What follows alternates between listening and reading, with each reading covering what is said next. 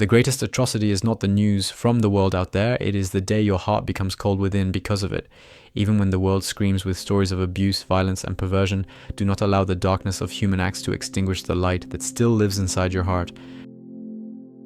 Do you notice how the world tries to push you toward extremes? Either you numb yourself and become indifferent, or you explode and become aggressive. The Sufi path is neither. It is firm and compassionate at the same time. It is to look at injustice and say, this is not right, without allowing hatred to invade the heart. That is real spiritual maturity. It is not weakness, it is inner mastery. Maintaining connection with your soul while the world seems to scream violence, injustice, and chaos is not escaping reality. It is deciding not to let the dirt outside extinguish the light within. That is the shock. The world may be broken, but your soul was not born to break with it. And what hurts you most is not the news, not the mistakes of others, not the atrocities you see every day. What hurts you is feeling that, little by little, you are becoming cold, hardened, distant from yourself. You begin to protect yourself so much that you almost no longer feel anything, and that is precisely where you lose connection with your soul. Rumi did not teach the denial of the world's pain. He lived in times of war, saw destruction, saw fear. Even so, he wrote, "The wound is the place where the light enters you." That sentence is real. It lives in his poems, and it is a direct confrontation. Pain is not meant to close you. Pain is the doorway. But you are using pain as an excuse to withdraw from yourself. You wake up, pick up your phone, see tragedies, injustices, people attacking one another, and something inside you shrinks. You feel fear, outrage, helplessness. And gradually, in order to survive, you begin to build a shell. That shell looks like strength, but it is disconnection. In Sufism, the soul is called Ruh, which means divine breath, the breath God placed within the human being. It is not a poetic idea, it is a central spiritual reality in Islam and in Sufism. You carry a breath of the divine, and when you harden yourself too much, you do not protect that breath, you suffocate it. Rumi insists on something simple and brutal. The heart must remain alive. He says, become the sky, take an axe to the prison wall. The prison wall is not the world, it is your own closure. It is allowing the horror outside to dictate the state of your heart. Do you want nothing external to break your heart? Then build something within that is greater than what is outside. If your identity depends on circumstances, any wind will knock you down. If your identity is rooted in something deeper, you may sway, but you will not fall. That deeper ground is the awareness that you are more than your passing emotions. It is remembering that the soul is not destroyed by bad news, it is weakened by forgetfulness. You think maintaining connection with the soul means always being at peace, smiling, serene. No. Maintaining connection means feeling everything without becoming what you feel. It is seeing darkness without becoming darkness. It is weeping and still not losing tenderness. That is spiritual strength. That is inner jihad in the true sense of the word. The inward struggle against one's own ego, against the part that wants to react with hatred, cynicism, or indifference. The ego wants revenge, wants to prove it is right, wants to protect itself at any cost. The soul wants to remain clean. And here's the confrontation. Which one have you been feeding? Every time you answer hatred with hatred, you move away from your soul. Every time you allow fear to decide your actions, you hand the helm to the ego. Rumi speaks repeatedly of the heart as a mirror. In Sufism, the heart is seen as a mirror that reflects the divine when it is polished, but it rusts with resentment, pride, despair, and the modern world offers rust all the time. If you do not consciously clean that mirror, it darkens. And cleaning it does not mean denying the world. It means returning inward every day. It means falling silent for a few minutes and asking, what is taking hold of me right now? It means noticing when you are becoming what you criticize. Noticing when your indignation has turned into arrogance. Noticing when your sadness has turned into coldness. There is a powerful Sufi metaphor. The world is like the sea, and you are the boat. The problem is not that the boat is in the sea. The problem is the sea entering the boat. Chaos may be around you, it cannot invade your center. But it already has, hasn't it? You feel that you have lost your lightness, lost faith in people, lost the ability to trust. And you justify this by calling it maturity. But often it is simply the soul's exhaustion. Rumi says, where there is ruin, there is hope for treasure. So the ruin you feel within may be the beginning of something deeper if you have the courage to look. Maintaining connection with the soul in difficult times requires a radical decision, not allowing the world to determine the quality of your heart. You do not control wars, crises, injustices, but you control what you cultivate within. In Sufism, there is the concept of dhikr, which means remembrance. Remembrance of God, remembrance of the origin. Remembering that you are not merely this frightened body reacting to stimuli. Dhikr is not only the repetition of words, it is remembering throughout the day that you carry something sacred. When you remember this, your reactions change. You breathe before responding, you observe before judging, you choose not to be contaminated. But here is the hardest part. You do not merely want to maintain connection with the soul, you want guarantees that the world will improve. And Rumi does not promise that. He promises something deeper, that you can become a point of light even in the dark. And that is frightening because it removes the excuse. If you can keep your heart alive despite the chaos, then the responsibility is yours. You can no longer blame the world for your coldness. You can no longer use atrocities as justification for abandoning your own sensitivity. Look within now. Are you living reactively or consciously? Are you feeding yourself only with fear and indignation, or also with silence and presence? Maintaining connection with the soul is a daily act of inner resistance. It is choosing to love when it is easier to close yourself off. It is choosing compassion when the impulse is to judge. It is choosing truth when the whole world seems to be lying. This is not weakness. This is real spiritual power, and few have the courage to live it. Rumi wrote, "You are not a drop in the ocean, you are the entire ocean in a drop." If that is true, then external chaos does not define who you are. There is an ocean within you. The question is, have you been diving into it, or have you only been drowning in the waves outside? Because as long as you keep looking only at the noise of the world, you will forget the silent depth you carry. And perhaps what hurts you most is not that the world is wrong, but that you have begun to drift away from your own essence. Perhaps the greatest atrocity is not out there, but in the moment you gave up caring for your heart. If the wound is where the light enters, then what would happen if you stopped fleeing the world's pain and used that pain as fuel to deepen your awareness? What would happen if, instead of hardening, you became more attentive, more present, more true? Do you realize that this changes everything, or do you still prefer to let the world decide who you will be within? You want to know how not to become cold in the face of the world's pain, but the truth is that you have already begun to feel that ice within. It is not that you no longer care, it is that you care so deeply you have grown tired. And so, not to collapse, you began to disconnect. But disconnecting is not healing, it is anesthesia, and prolonged anesthesia kills the soul's sensitivity. Rumi did not teach indifference. He taught a burning presence. He spoke of a heart that burns with love even when the world burns with violence. If you are becoming cold, it is not because you have matured. It is because you are protecting yourself the wrong way. And protecting the heart does not mean hardening it. It means deepening it. Coldness is born when you look at evil and feel there is nothing you can do. So inwardly you fold your arms. You say, "The world has always been this way." But that sentence is dangerous. It sounds like wisdom, but often it is surrender. Rumi lived through brutal times, invasions, loss, instability. Even so, his response was not cynicism. It was the expansion of love. He wrote of transforming pain into fuel for union with the divine. If he had become indifferent, he would not have left words that still warm hearts today. The question is, do you want merely to survive, or do you want to remain alive within? Not becoming cold means allowing yourself to feel injustice, to feel sorrow, to feel the pain of others, but without drowning. There is a difference between empathy and absorption. Empathy is feeling while remaining conscious. Absorption is feeling and losing your center. Sufism teaches that the heart must be turned toward God, not toward chaos. This means you feel the world, but you anchor yourself in what is eternal. If you look only at human suffering, you will despair. If you remember there is a greater meaning, you endure. Coldness comes when you lose that remembrance. Now about outrage. You feel outrage, and you are right to feel it. But outrage can turn into poison. It begins as something just, but it mixes with pride, with the need to be right, with the urge to attack. And before you realize it, you are fighting evil using the very weapons of evil. Rumi speaks of purifying the ego. The ego is that part that wants to dominate, to prove, to win. Transforming outrage into spiritual strength means allowing indignation to move you toward good, not toward destruction. It is using the energy of anger to act consciously, not to spread more darkness. Outrage can be a fire, and fire can burn houses or warm homes. What determines this is intention. In Sufism, intention is everything. Before speaking, before reacting, before sharing something, you must ask, does this arise from love or from a wounded ego? If it arises from the ego, it will contaminate. If it arises from love of truth, it may illuminate. Most people do not ask this question, they react impulsively. And afterward, they say they were simply being authentic.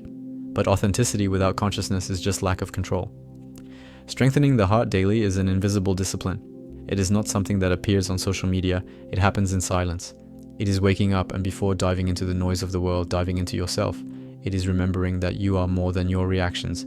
Sufism speaks of polishing the heart, Every day the world throws dust upon it. If you do not clean it, it accumulates. And that dust is made of fear, comparison, resentment, judgment. Cleaning means noticing what has entered and choosing to release it. This is daily practice, not theory. Do you want nothing external to break your heart? Then stop leaving it exposed without roots. A strong heart is not a hard heart. It is a rooted heart, rooted in something greater than chaos. Rumi always points to love with a capital L, love as a divine attribute.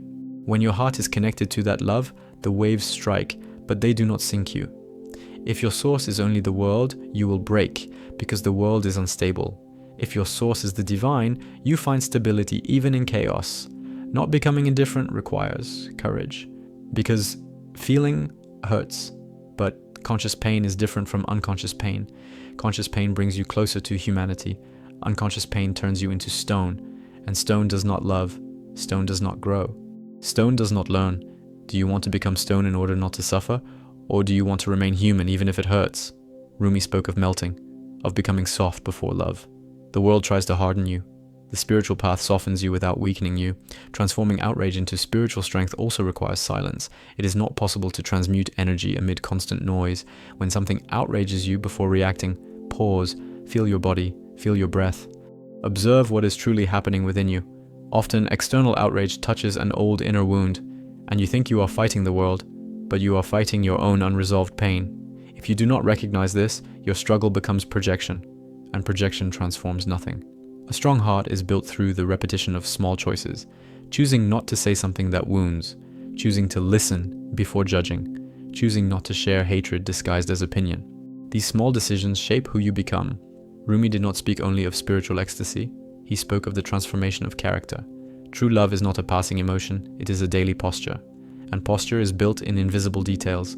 Perhaps you are waiting for a magical technique, but what strengthens the heart is constancy. It is remembering several times a day that you do not want to become like what you criticized. It is repeating inwardly that your soul is worth more than the fleeting approval of being right.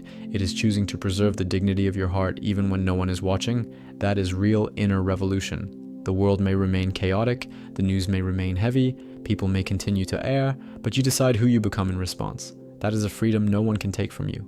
If you surrender that freedom, you become a hostage to circumstances. If you claim that freedom, you become the author of your response. And it is in the response that your soul remains alive. Do you see that the greatest battle is not external? It is internal. It is not allowing the world's pain to extinguish your capacity to love.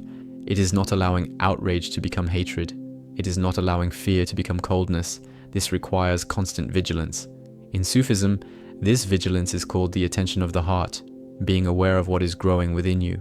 If you feed only indignation, you will harvest bitterness. If you feed awareness, you will harvest strength. If you feed presence, you will harvest clarity. The choice is daily, and no one can make it for you, not even Rumi. He points to the path, but you must walk it. He reminds you that the heart is the throne of the divine within the human being. If that is true, would you allow that throne to be occupied by resentment? Coldness feels like protection, but it is loss. Outrage feels like power, but it can be a trap. Strengthening the heart seems simple, but it is profound. And you know this, because something in you still aches when you witness injustice. That something is your soul asking not to be abandoned. Do not abandon it.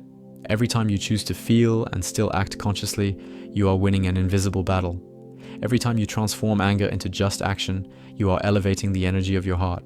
Every time you cleanse what has entered heavy within you, you are polishing the inner mirror, and that mirror, when clean, reflects light, even amid atrocities. And so the question returns more intense now. Do you want to be one more person hardened by the world, or do you want to be someone who remains alive within, even when everything tries to freeze you? Because the choice is not theoretical. It happens in the next thought, the next reaction, the next word you are about to speak, and the next word you are about to speak, and the next message you are about to write, and the next thought you choose to feed when no one is watching. That is where your soul is either protected or betrayed. Not in grand spiritual speeches, in the invisible detail. Do you understand this? The world does not enter your heart through the front door. It enters through small concessions. A trace of irony here. A hint of contempt there. A comment laced with hatred that you justify as honesty.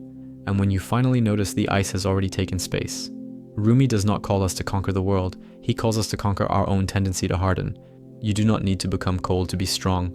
That is the lie you have accepted. Strength is not insensitivity. Strength is the ability to feel and still remain whole. The Sufi heart is compared to a garden. If you do not tend it, it becomes abandoned ground. The weeds are resentment, comparison, judgment, and the modern world is an expert at planting these seeds. If you do not consciously choose what you cultivate, anything will grow. And what grows without awareness is almost never light. Transforming outrage into spiritual strength begins with a brutal question. What exactly is wounding me here? Is it the injustice itself, or is it the fact that I feel powerless? Often outrage is born from powerlessness, and powerlessness wounds the ego. So you react to feel powerful, but true power is not shouting louder. It is acting with clarity. Rumi pushes us inward, not outward. He makes us look at the source of the reaction, not only at the object of the reaction. That hurts, because it exposes. Do you want not to become indifferent? Then stop running from pain. Sit with it for a few minutes without distraction. Feel the tightness in your chest. Feel the weight in your stomach. Name what is happening. That is awareness. When you do this, pain stops being an invisible monster and becomes a human experience that can be crossed. Indifference is escape. Awareness is crossing through. And crossing through is the only path that does not steal your soul. Strengthening the heart daily is not some distant mystical act. It is simple and difficult at the same time. It is choosing what you consume, what you read, what you watch, what you repeat in your mind. If you feed only on chaos, your interior becomes chaos. If you alternate chaos with silence, chaos with reflection, chaos with prayer or contemplation, you create balance. Rumi danced, sang, wept, wrote. He transformed emotion into conscious movement. Are you transforming, or are you accumulating? The authority of this path does not lie in beautiful phrases. It lies in fidelity to the spirit of Rumi. The heart must remain alive. He speaks of love as the center of existence. Love not as fragile romance, but as the force that sustains the universe. When you connect deeply with this idea, you understand that becoming cold is disconnecting from your own essence. And you feel it, because when you act with coldness, something in you feels heavy afterward. Outrage can be purified. In Sufism, purification means cleansing intention. Before acting, ask, do I want to wound or do I want to transform? Do I want to prove I am right or do I want to build something better? That question changes everything, because it shifts the focus from ego to awareness. And when awareness leads, the energy of outrage becomes courage, not aggression. It becomes just action, not disguised revenge. Do you see how the world tries to push you toward extremes? Either you numb yourself and become indifferent, or you explode and become aggressive. The Sufi path is neither. It is firm and compassionate at the same time. It is looking at injustice and saying, oh, this is not right, without allowing hatred to invade the heart. That is real spiritual maturity. It is not weakness, it is inner mastery. Inner mastery means observing your own shadows, recognizing when you are projecting, admitting when you have exaggerated. This strengthens the heart, because the heart grows in humility. Pride hardens. Humility softens without weakening. Rumi speaks of the importance of becoming empty so that love may fill you. Empty here means not being full of yourself, not being filled with rigid certainties. Do you want nothing external to break your heart? Then build something within that is greater than what is outside. If your identity depends on circumstances, any wind will knock you down. If your identity is rooted in something deeper, you may sway, but you will not fall. That deeper ground is the awareness that you are more than your passing emotions. It is remembering that the soul is not destroyed by bad news. It is weakened by forgetfulness. And forgetting is easy. It only requires drifting along the automatic flow, not questioning your own thoughts, not reviewing your own reactions. But remembering is an active act, remembering who you want to be, remembering what kind of energy you want to spread, remembering that your heart is your responsibility. This repeated remembrance strengthens you. Perhaps you are waiting for the world to improve before allowing your heart to relax. But what if the world remains unstable? Will you live in internal war forever? Or will you learn to build peace within, even if it does not exist outside? That is the maturity Rumi points toward. He does not promise a perfect world. He invites a conscious heart. Not becoming cold is choosing to continue believing that good is possible, even when it seems scarce. It is not naivety. It is decision. It is choosing to act as someone who still trusts in human dignity even after disappointment. That is emotional courage, and few sustain it for long. Transforming outrage into spiritual strength requires channeling energy. Use your indignation to study more, to help more, to create something better, to support just causes with balance. Do not use it to destroy your own peace. Disorganized outrage consumes you. Organized outrage builds something. Strengthening the heart daily is constant practice. It is reviewing your day before sleep and asking, where did I harden? Where could I have been more conscious? Where did I let the ego take over? This review is not guilt. It is growth. It is polishing the mirror once again. And then you begin to notice something. The more conscious you become, the less the external world determines your internal state. You still feel, you still care, but you do not lose yourself. You maintain a center. That center is what Sufism calls the awakened heart. And an awakened heart is not immune to pain. It is capable of crossing through pain without losing its essence. It weeps but does not hate. It feels outrage but does not become corrupted. It takes a stand but does not dehumanize. That is real spiritual strength. Now look at yourself. In which direction are you walking? Toward ice or toward depth? Toward hatred or toward awareness? Toward anesthesia or toward presence? Each small choice defines who you are becoming. And if you continue on this path of strengthening the heart, of purifying outrage, of refusing coldness, something begins to change not only within you but around you, because a heart that remains alive amid chaos becomes a silent reference point. And perhaps that is the greatest revolution possible, because a heart that remains alive amid chaos becomes a silent reference point, and that is unsettling. It is unsettling because you realize you can no longer blame the world for your hardness. When you choose to keep the heart awake, you take responsibility for what you feel and what you transmit. Rumi did not form passive followers. He awakened people who became sources. Sources do not complain about the darkness. They shine. And shining is not about being seen. It is about sustaining an inner quality that does not depend on applause or approval. Are you willing to become a source, or do you still prefer to blend into the noise? Not becoming cold in the face of the world's pain requires a deep commitment to your own humanity. Because coldness begins when you start to dehumanize. First, you dehumanize those who err. Then you dehumanize those who think differently. Eventually, you even dehumanize yourself. And when you notice your heart has turned into a permanent tribunal, Rumi points in another direction, seeing the human being beyond the mistake.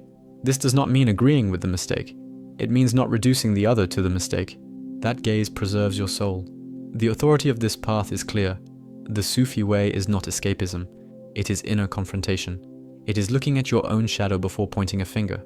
When you witness atrocities in the world, something in you reacts. But before reacting outwardly, react inwardly. Ask, is there anything similar to this within me, even on a smaller scale? That question is uncomfortable, but it is purifying, because it prevents your outrage from turning into moral arrogance. Transforming outrage into spiritual strength means turning raw energy into conscious intention. The energy of anger is powerful. If you repress it, it becomes coldness. If you release it without filter, it becomes destruction. But if you observe it, breathe through it, and direct it, it becomes courage. Courage to act rightly. Courage to speak with dignity. Courage to maintain your values even when the environment does not support them. This transmutation is daily practice. Strengthening the heart daily also means choosing conscious vulnerability. Vulnerability is not weakness. It is the ability to admit that you too are affected, that you too feel fear, fatigue, sorrow. When you accept this, the heart relaxes. When you pretend nothing touches you, it hardens, and continuous hardening becomes isolation, and prolonged isolation becomes indifference. Do you want to isolate yourself to avoid suffering, or do you want to connect in a mature way? Rumi speaks of love as the center of existence. Love here is not romantic emotion. It is a state of consciousness that recognizes unity behind differences. When you sustain this vision, even faintly, you do not allow the world to reduce you to hatred. You may disagree, take a stand, act firmly, yes, but without losing the awareness that everyone is trapped within their own levels of consciousness. That vision expands you, and expansion weakens coldness.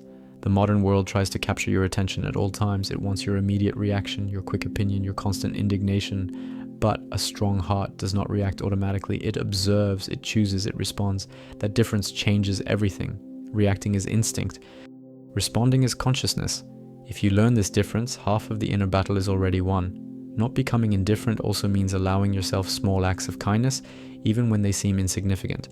A gentle gesture, attentive listening, a careful word. These acts keep the heart warm. When you stop practicing them, you begin to justify it by saying the world does not deserve it. But when you act this way, it is not the world that benefits first. It is you. Your heart remains soft. Transforming outrage into spiritual strength requires mental discipline. You must watch your thoughts, not to repress them, but to understand them. When a thought of hatred arises, you recognize it and decide not to feed it. When a thought of contempt appears, you observe and release it. This constant training shapes your interior, and an interior shaped by awareness does not break easily. Strengthening the heart also means learning to rest from overload. You do not need to carry all the world's pain alone. That illusion corrodes as well. Do your part consciously, but know when to stop, to fall silent, to breathe, to reconnect. Sufism values retreat, not as escape, but as renewal. If you do not renew yourself, you exhaust yourself. And exhaustion is fertile ground for coldness. Do you realize that the greatest protection against indifference is presence? Being present in what you feel, in what you do, in what you think. When you are present, you notice when you are hardening. And you can adjust. When you are distracted, hardening grows without you realizing it. Presence is the antidote to inner ice. Purified outrage becomes a balanced sense of justice. You do not accept what is wrong, but you do not become a persecutor. You defend values without attacking the dignity of the other. That is rare maturity. And that is why few sustain it. It is easier to choose extremes. But the middle path demands real strength. Strengthening the heart daily also means practicing conscious gratitude. Even amid chaos, there are small points of light. If you do not recognize them, your vision becomes distorted. Gratitude is not denying suffering, it is refusing to let suffering be the only lens. When you widen the lens, the heart breathes. Not becoming cold is choosing to continue believing that your essence is greater than circumstances. It is remembering that you were not born to be an automatic reflection of the environment. You were born to be consciousness within the environment. That repeated remembrance creates roots, and deep roots sustain a strong tree. Transforming outrage into spiritual strength is understanding that the true battle is against your own tendency to lose yourself, not against specific people. It is against the impulse to react without awareness. Every time you overcome that impulse, you strengthen the heart. And the more you strengthen the heart, the more you realize that the world may remain turbulent, but you do not need to be turbulent within. This stability is not insensitivity. It is centeredness. It is knowing who you are and what you stand for, even when the environment tries to pull you away. The authority of this path remains firm. Rumi points to the heart as the field of transformation, not to external control, not to ideological war, to inner work. And whoever does this work becomes difficult to corrupt. Now the question is no longer whether the world is chaotic. The question is, will you allow that chaos to shape your soul, or will you use that same chaos as fuel to deepen your awareness? Because the decision is not in the headlines. It is in your next thought. How to act in the world without losing inner peace begins with a hard truth. You do not lose peace because of the world. You lose peace because of how you react to the world. It hurts to hear this, but it sets you free. Because if the loss of peace were caused only by what is external, you would be a permanent victim. Rumi did not teach spiritual victimhood. He taught inner responsibility. He lived surrounded by instability and still plunged into depth. That means peace was not in the circumstances, it was in consciousness. And consciousness is a repeated choice. Acting in the world without losing peace requires that you stop acting to prove something. Many actions are born from the need for validation. You want to be right, to be recognized as just, to win arguments. But every time you act to feed the ego, peace slips away. Because the ego is never satisfied. It wants more applause, more correctness, more control. Rumi speaks of dying before you die, which in Sufism means dying to the ego, to that inflated part that wants to dominate. When you act without that need, peace remains. You can take a stand. You can disagree.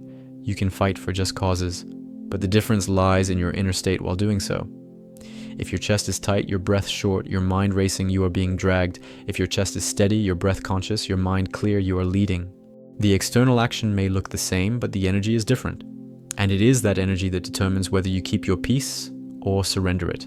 Rumi always points to the center. He speaks of a point within you that is untouched by external noise. That point is not indifference, it is depth. When you anchor yourself there before acting, your words come out cleaner, your gestures come out aligned. You do not need to shout to be firm. You do not need to humiliate to be truthful. This is the strength born from connection with the soul. How to deal with toxic people without hardening your heart also begins with discernment. Discernment is different from judgment. Judgment attacks the person. Discernment recognizes the boundary. You can love humanity and still set clear limits. A boundary is not coldness. It is self-respect. Rumi speaks of being in the world without being dominated by it. That includes relationships. You can step away from harmful environments without carrying hatred in your chest. The common mistake is to think that in order not to harden, you must accept everything. No, accepting abuse is not spirituality. Mature spirituality is firmness with compassion. It is saying no when necessary without feeding resentment. When you say no with hatred, the hatred remains in you. When you say no with clarity, peace remains. This difference is internal, invisible to many, but essential for those who wish to preserve the heart. Deepening connection with divine love in times of crisis requires conscious practice. Divine love in Sufism is not a fleeting feeling. It is a state of constant remembrance that there is a greater source sustaining everything. When you remember this, even for a few seconds, something inside relaxes. You realize you do not need to control everything, that you are not responsible for fixing the entire world, that your task is to maintain the integrity of your heart while doing your part. Rumi speaks of the heart as the dwelling place of the beloved. The beloved is a poetic way of speaking about God. If your heart is the dwelling of the divine, would you allow it to be occupied by constant resentment? That image is powerful, because it transforms your responsibility into something sacred. Caring for the heart is not emotional indulgence. It is spiritual honor. And when you begin to see it this way, your choices change. Acting in the world without losing peace is remembering several times a day that your essence is greater than the current situation, that your identity is not trapped in the argument of the moment, that your dignity does not depend on winning debates. This remembrance creates inner space, and in that space, peace breathes. Without space, the mind becomes a battlefield. So now the question returns with greater depth. Do you want to be one more agitated voice in the midst of chaos, or do you want to be a steady presence that acts without losing the soul?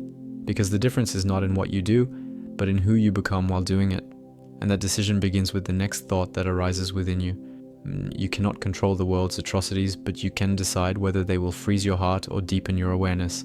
The real battle was never external. It has always been internal. And every time you choose not to harden, not to hate, not to become corrupted, you win an invisible war. Rumi did not teach escape. He taught depth. He did not promise a light world. He revealed a strong heart, and if you remain firm in connection with your soul, even when everything tries to pull you away, you become something rare, someone who acts without losing peace. If this message spoke to you, subscribe to the channel now. Here we do not flee from chaos. We learn to cross through it without losing the soul. Comment, do you choose to harden or to deepen? Share this video with someone who needs to remember who they truly are.